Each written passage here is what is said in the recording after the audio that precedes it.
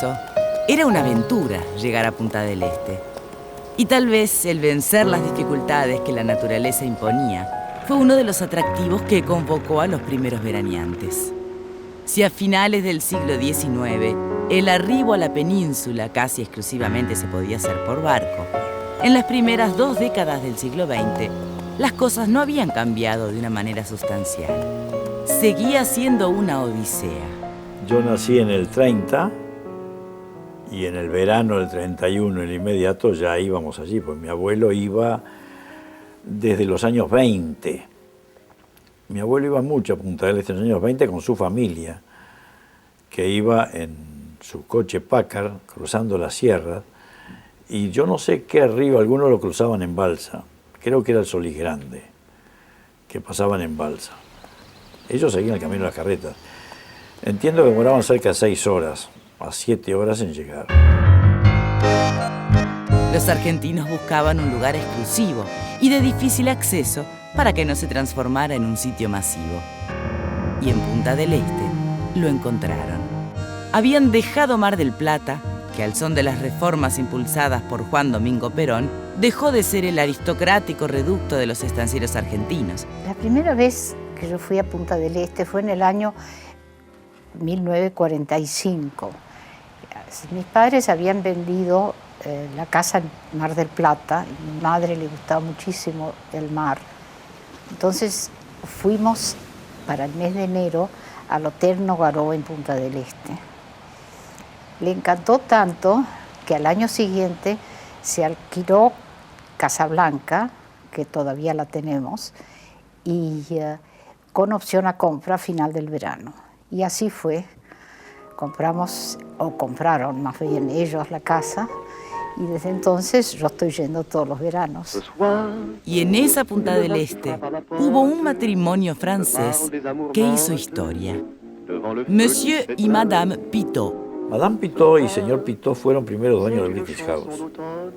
Y después tuvieron la Cigale. Y ahí es cuando ellos vendían las empanadas. Iban a la Playa Brava con unas canastas y gritaban empanadas Madame Pitot, así nomás sencillamente. Y eran exquisitas. La Cigale fue un emblema de Punta del Este. Ese es un emblema que se extraña. No debieron de haberlo tirado para hacer un edificio muy similar, de aspecto, pero no lindo. Era otra cosa.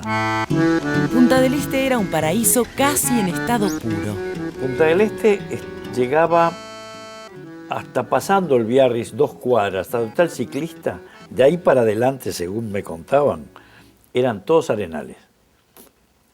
O sea que casi terminaba. Y mi abuelo lo hizo en un arenal que es una cuadra arriba del Emir, sobre la 24, y a una cuadra en Nogaró.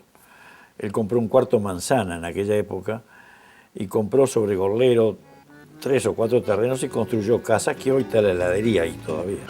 ¿Cómo era la vida en aquella Punta del Este? Los primeros recuerdos era ir a la playa y el miedo a las olas, porque eran inmensas.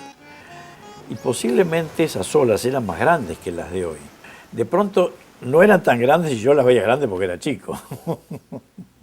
Nos bañábamos muchísimo en el mar y a veces nos íbamos a la Brava, que no se llegaba hasta las rocas, se llegaba a la mitad de las Bravas, donde había unos toldos, pero nada más. Y después, bueno, volvíamos caminando siempre por la arena. Fuimos creciendo y conocíamos la playa al dedillo. Salíamos a nadar muy afuera, pero muy afuera. Era lo mismo entrar al Emir que a la Brava, a la distancia que estábamos. Hasta que un día vimos un señor tiburón con una aleta y nos pegamos el susto del siglo y no volvimos más. ¿Cuáles eran las costumbres de aquel grupo pequeño de familias que le dieron su impronta a la península?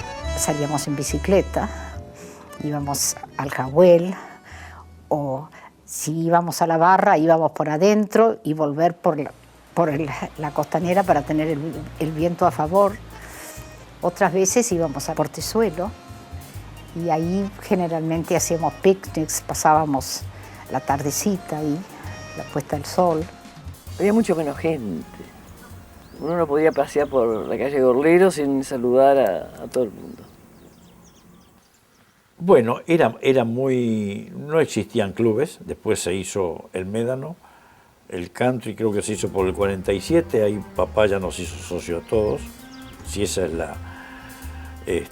yo y mis hermanos. El resto era andar en bicicleta. Íbamos de mañana a la playa, lo que llamamos la Playa Brava, que era enfrente al Nueva por ahí. Había un barcito muy simpático y estaban los argentinos. Entonces los argentinos tenían carpas, se cambiaban. Y los uruguayos tenían nada más que sombrillas. Pero nos hicimos amigos y fue muy agradable. Yo tengo grandes amigos. Había una convivencia muy grande porque no nos considerábamos ni uruguayos ni argentinos. Considerábamos que estábamos ahí jugando, éramos de la misma edad y éramos barras de amigos más allá de argentinos uruguayos, ¿no? El secreto es que se hacía una vida como si fuera doméstica, que no era doméstica, porque salíamos a bailar, volvíamos tarde, a veces a las 5 de la mañana, 6 de la mañana. La casa nuestra era, Llané Panelón, era pegado a las rocas porque no había camino. Se jugaba a la canasta, lo mismo, se jugaba al bridge. En el bar jugábamos al dudo con los dados. Y de ahí no se hacía como ahora, que hoy tengo una fiesta, mañana tengo otra de otro lado. No, ahí se hacía. Ahí mismo se hacía el programa. La noche ya entonces era una característica de Punta del Este. La fragata fue su primera y precaria boate frente al puerto. La boate importante era la fragata. No nos dejaban ir tanto ahí.